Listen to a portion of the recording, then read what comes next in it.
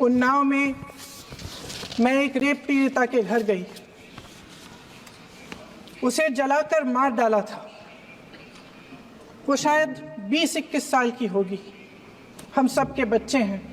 हम सोच सकते हैं कि अगर हमारी बेटी के साथ बार बार बलात्कार हुआ और फिर जब वो अपनी लड़ाई लड़ने के लिए गई तो उसको जलाकर मार डाला गया होता तो हम पर क्या बीतती।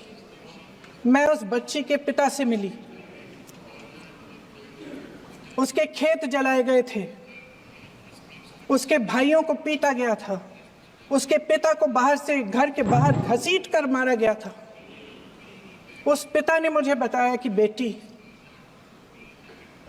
मुझे न्याय चाहिए। मेरी बेटी अपने एफआईआर को दर्ज करने के लिए जब जिले में गई तो उसको मना किया गया। अगले जिले में जाना पड़ा उसे।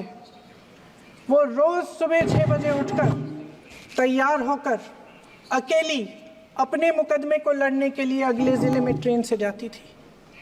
उसके पिता ने मुझे कहा कि मैंने उससे कहा, बेटी अकेले मत जाओ, छोड़ दो ये लड़ाई।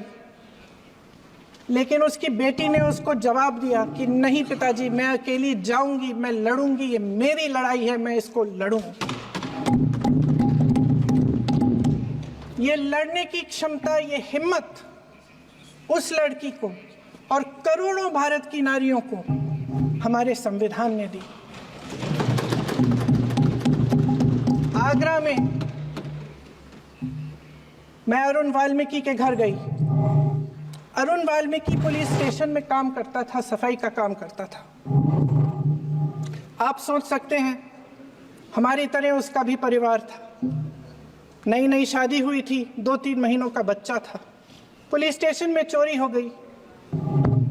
चोरी का इल्जाम उस पर लगाया गया। उसके पूरे परिवार को उठाकर पुलिस स्टेशन में ले गए। आप हंस रहे हैं, लेकिन ये गंभीर बात है। गंभीर बात।